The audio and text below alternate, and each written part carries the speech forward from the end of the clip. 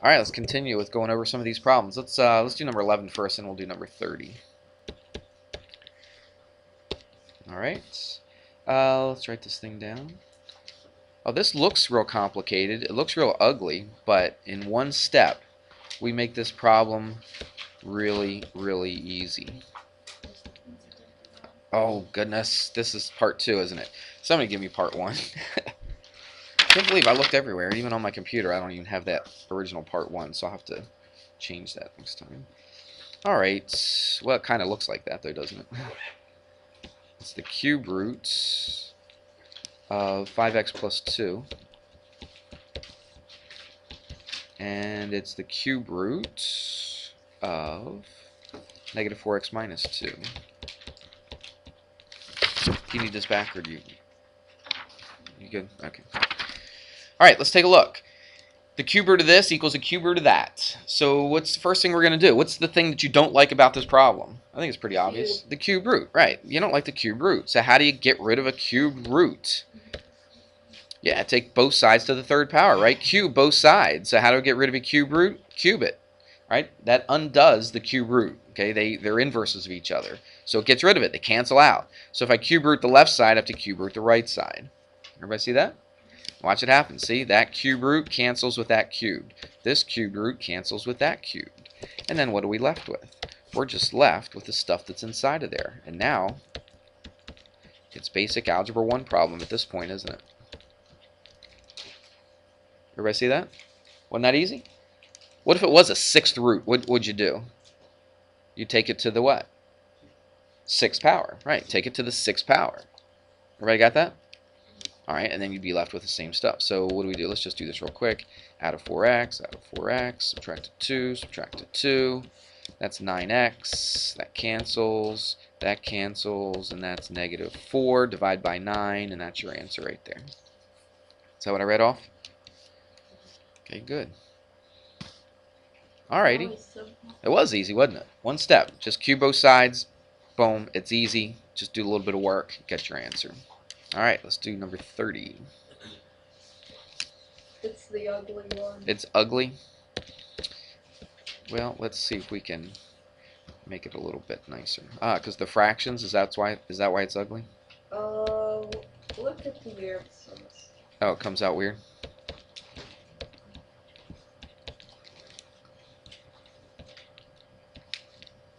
Greater than 2/11. Alright. Oh, is that the one with the crazy fractions, right? With the big numbers? That's all right. I got a trusty calculator. If we got a calculator, we're good to go, right? So let's see what we do. We got an absolute value and got an inequality. What's the deal with this? What do we do when we have an absolute value? We write what? 2 different things. Remember that? When we have an absolute value, write 2 different things. I'm going to say this again. And I'm just going to strangle somebody. Nope, don't mean that literally, okay? But figuratively, in my mind, I'm strangling you. Because I still, even on that quiz, when you have absolute value, I still have people just putting one answer down. All right? And just doing one equation or one inequality. You can't do that. All right? I didn't say any names, Isaiah, did I? No. No, you did. Oh, I was just asking if I said any names, that's all, right? Yeah, it is. But I've said it over and over again. When you have an absolute value like this, you got to write down 2 different inequalities. There's 2 of them. 2, 2, 2. Can I say that anymore? Probably could, but I'm not going to. So let's do the first one. The first one looks identical to this. I said we just get rid of the absolute value. So let's write this down. So it's 5/8 plus 1/9 x. Oops, almost wrote equals. It's not equals. It's greater than 2/11. So the first one looks identical to the top one. All right, the original one, except we just got rid of the absolute value. We'll work on that in a second. Let's write the second one down. Remember, we have 2 inequalities that we write down when you have the absolute value. 2 of them. I did say it more, didn't I? Let's do this one. What do we do here? Well, we get rid of the absolute value just like we did the first time.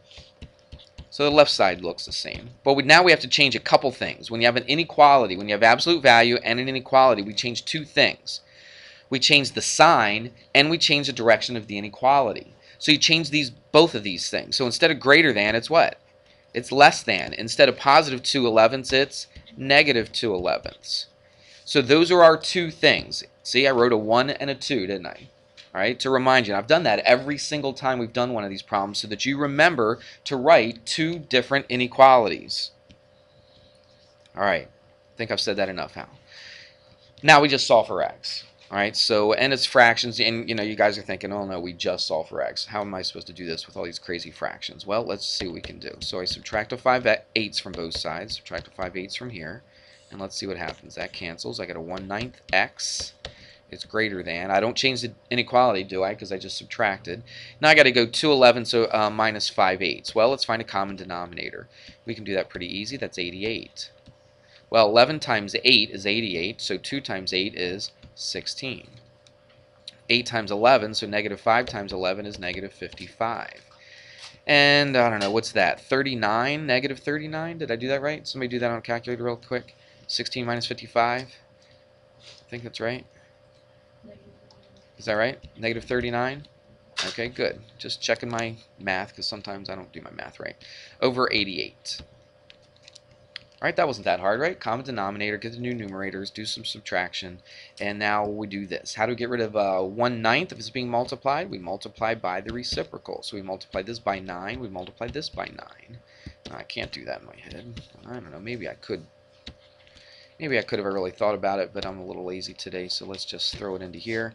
And 39 times 9, and that is 351. It's negative, so it's negative. Oops, change that a little bit. It's negative 351 over 88.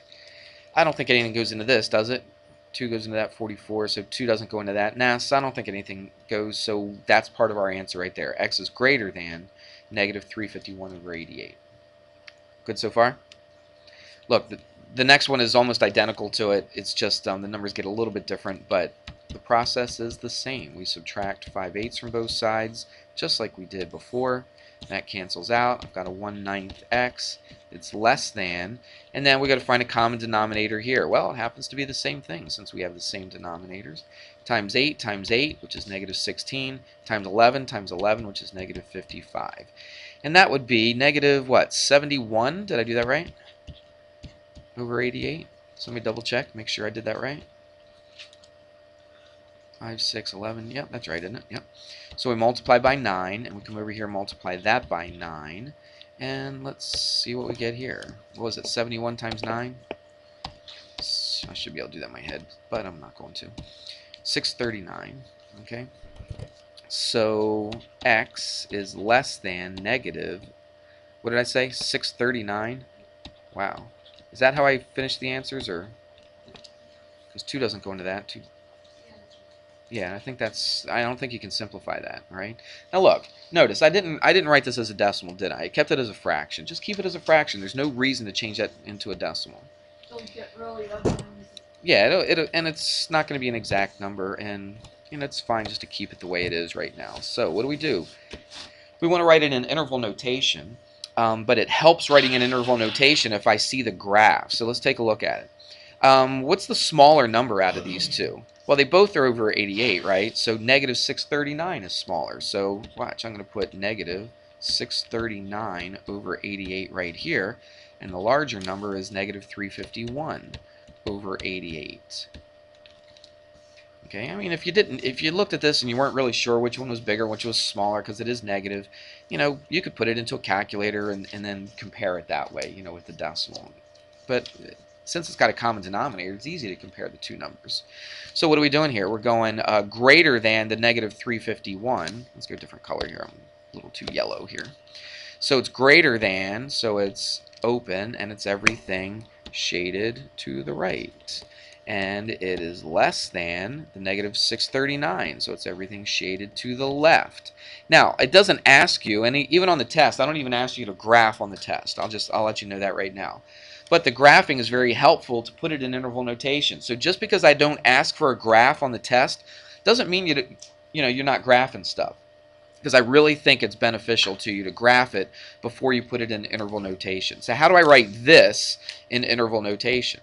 Well, if I start over here, that's negative infinity, and it goes all the way to negative 639 over 88.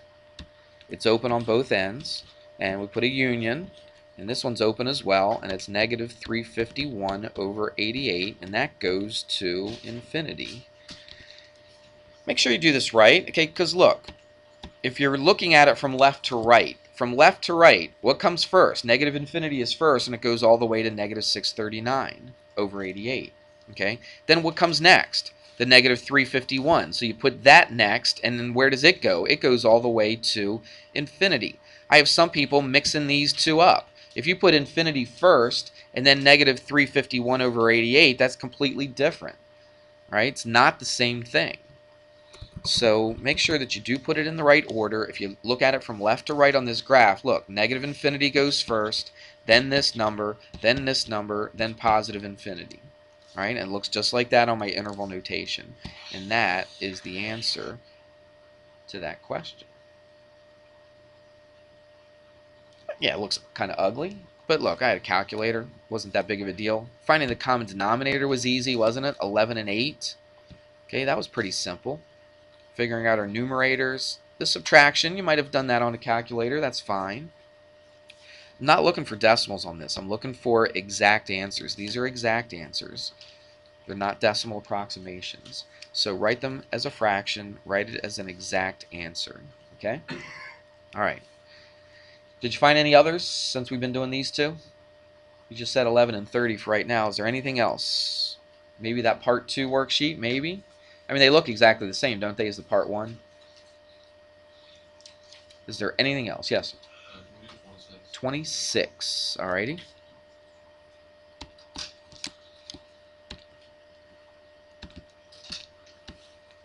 Alright, let's do 26. It's 3x plus 7 over 6 is equal to 1. It's an absolute value again, isn't it? Yeah, so we just we write the two different equations, right? Because it's an absolute value. And so we're going to write, yeah, that's right. So 3x plus 7 over 6 equals 1. Then our second equation, what's our second equation going to be? It's 3x plus 7 over 6 what? Equals negative 1, right? We just change the sign on the right-hand side. Does that make sense? All right, so everybody should be able to set that thing up. Okay, at least be able to set it up this like we have it right here. Now, whether or not you can solve for x might be a different story, but at least you should be able to set it up like this. Now, what do? We got to get x by itself. So this whole thing, this 3x plus 7, is all being divided by 6. So that's kind of in the way. I got to get rid of that 6. So if it's being divided by 6, how do I get rid of something that's being divided by 6? I multiply by 6. Okay, and that cancels that out. Okay, but I got to do that to the other side as well, don't I? All right, so if I multiply the left side by 6, I have to multiply the right side by 6. And let's see what we get now. All right, so you bring this down, you get 3x plus 7 is equal to 6. Now it's simple. Subtract 7 from both sides, and that's negative 1. Divide by 3, and it's negative 1/3. Is that one of the answers I gave you? Just to double check. Yes? No? This is number 26. Is that what I read off? Okay, good. And now we do the same thing over here. So we multiply by 6 as well. Multiply this by 6, and the 6's cancel right here. And let's change back to our color. And we get 3x plus 7 is equal to negative 6 this time. Subtract 7, subtract 7. So 3x equals negative 13. Divide by 3, so x is negative 13 over 3. So those are my answers right there. I get 2 answers. When it's absolute value, you're going to get 2 answers. Have I said that a lot today about writing the 2 things? I think I have, haven't I? All right, so when do you write the 2 things? When you have what? Absolute value. Absolute value. Thank you very much. Okay, when you have absolute value, that's when you write the 2 equations, or in the other case, inequalities down. When it's an equal sign, you just have to change one thing on the right-hand side, just change it from positive to negative. All right? Yes.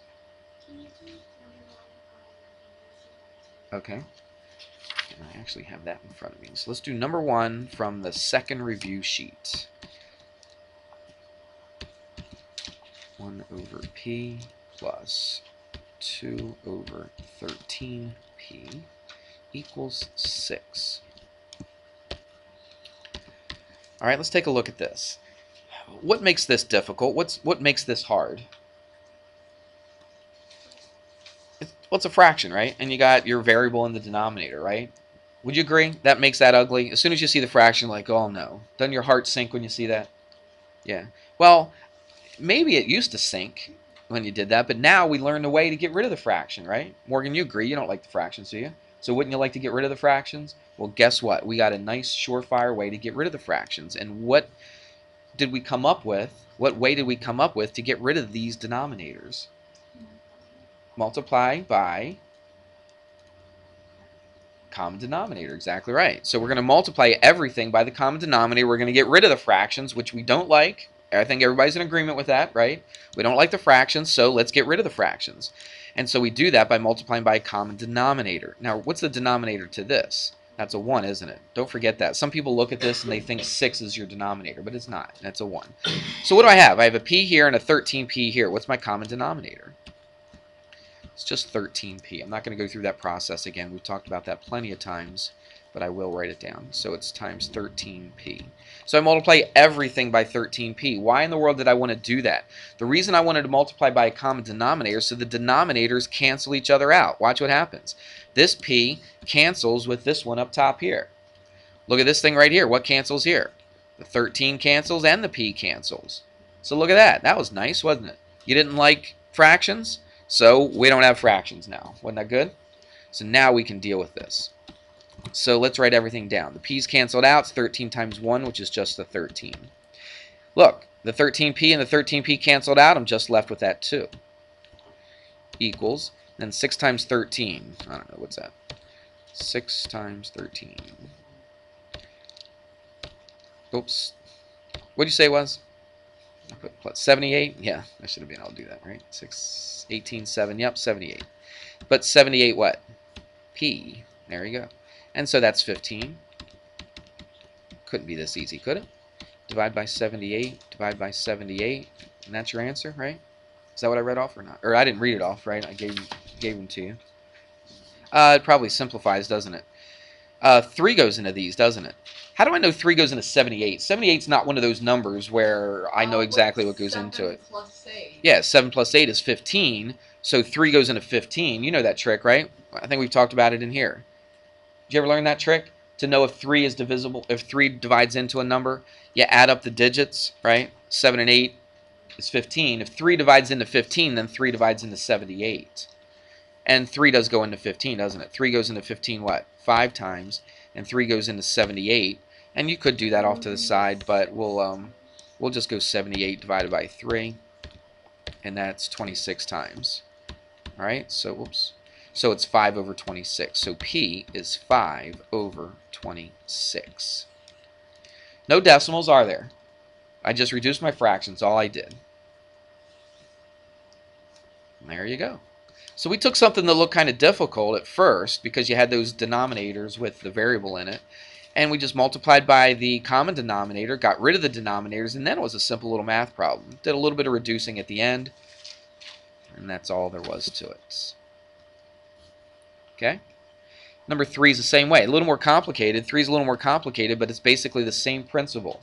Right? So number 3, you have to multiply by a common denominator on everything. Stuff will cancel out. You don't have any denominators anymore. And then the algebra is a little more complicated on number 3. But there you go. Anything else? You okay with like 17 and 18?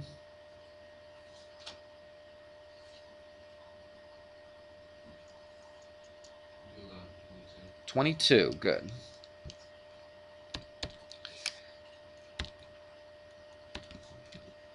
All right. From the first one or the second one? First one. All right. It's negative 5x plus 4 over 5x squared plus 3, and that is greater than 0. All right. Well, look, they made this a little bit easier for us. They could have made this a little more difficult. They could have put a number on the right-hand side, and we would have had to subtract it from both sides and get a 0 over here. But they, on this problem right here, they made it a little bit easier because they already stuck a 0 on the right-hand side. So what's the deal with this? Well, we're going to set both of these actually equal to 0, right? Because we're going to do our little number line, put a little, little marks on our number line. So we're going to set these both equal to 0. So that's the first thing I'm going to do. So it's negative 5x plus 4. I'm going to set that equal to 0. And then I'm going to take 5x squared plus 3. I'm going to set that equal to 0. And now we just solve for x. Let's do this very quickly. Subtract a 4, divide by negative 5, so that's 4/5. So x is 4/5. This right here,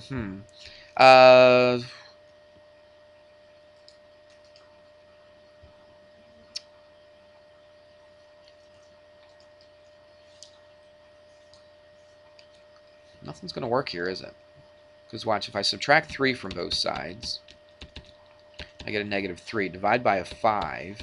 So I've got x squared is equal to negative 3/5. Take the square root of both sides. Look what I get. This came out a little funky, didn't it? So I get a I, don't I? Can I graph an I? No, it's not even a real number. It's an imaginary number. So I can't even graph this. So I'm not even going to worry about that. That doesn't even exist. Okay? So I'm not going to worry about that. Because if you think about it, is there any number that I could put in for x that's going to make this thing equal to 0? No, I could put negative numbers in here, but what happens when I square it? It becomes positive. Would you agree? And then a positive times 5 is a positive number, plus add a 3. Is there any way I can get a 0 out of that? There's no way in the world, is there? Okay, so nothing's going to work for that. So what do I do with this number? Just draw my number line, and I stick a 4/5 in here. Remember what we do? Now you only have 2 sections here. Remember, usually we have like 3 different sections we try, but you only have 2 sections. So what's the easiest number that we pick? 0. Where is 0? Is it to the right or to the left? It's to the left, isn't it? So let's pick a 0 and put it where? Into our original, right? Into that right there. In fact, let me just scooch this down so that I can see that in the graph at the same time. We'll just put it right there. Is that all right? All right, so let's stick a 0 in for this and see what we get. Do we get a positive answer? Do we get a negative answer when I stick a 0 in for that? Well, negative 5 times 0, that's 0, plus 4, that's positive, correct? Let's stick a 0 in for this. 0 squared is 0, times 5 is 0, plus 3 is 3. Well, that's a positive. So what's positive over positive? It's positive. So anything to the left of to the left of 4/5 is going to give me a positive answer. Anything to the right, if I would have stuck a number that's bigger than 4/5 in, guess what I would get? I would get a negative. Let's just try one, just for fun. Let's try, what's the easiest number that's to the right of 4/5? How about 1? Nobody wants to talk to me today? So 1, that's bigger than 4/5, isn't it? Yeah? Okay, and that's a super easy number to deal with, don't you think? Yeah, so I'll pick 1. Let's stick a 1 in here. What's negative 5 times 1? It's negative 5 plus 4 is a negative, right? If I stick a negative here, it's going to be a positive, so I was right. So everything to the right is negative, and everything to the left is positive. What am I looking for? Am I looking for positive answers or negative answers? What do you think? I'm looking for negative, or no, I'm looking for what? I want to find all the values for x is going to make this thing positive, right? Greater than 0. So what answers am I going to choose here? I'm going to choose all the numbers that are where? To the left of 4/5, because every number that I pick to the left of 4/5 is going to give me a positive answer. So I could pick any number that's smaller, that's less than 4/5. I stick it in for x, I'm going to get a positive answer. If I picked a number to the right of 4/5, I would get a negative answer, wouldn't I? Because it would be less than. So I want to find all the ones that are positive, greater than 0. So that would be it. So this is basically your answer. But we write it in interval notation, so it's negative infinity to 4/5. Open at both ends, and that's my answer right there. Is that the answer I read off? Okay, good. Just making sure. I doubt myself too sometimes. You know, you never know if you make a silly mistake here and there. So I always like to see if I got the answer right. That's how you do it. That was a little weird right here, wasn't it? That was a little strange. But you worked it out and you're like, oh, wait a minute. I can't graph an I. That doesn't exist. It's an imaginary number. It's not a real number. So I can't even put this on my graph. We good? All right. All right, well, I've given you lots of problems to practice. You've got 2 review sheets, okay? You've got all those, you know, like the 2-6. You've got several different lessons from 2-6. You've got 2-7. You've got 2-8. You've got the quizzes I've given on 2-6, 2-7, and 2-8. You've got a lot of resources, a lot of problems that you can go over, all right? And it's up to you. Now, it's all in your hands. So make sure that you go over these and you're familiar with every one of these problems. Of course, there's only 20 on the test, not 30 like on the worksheet. So not every single one of these is going to be on the test, but the problems will look very, very, very close to the ones that we've been going over. Should be no surprises whatsoever. We good? All right. Good luck. Test tomorrow, remember.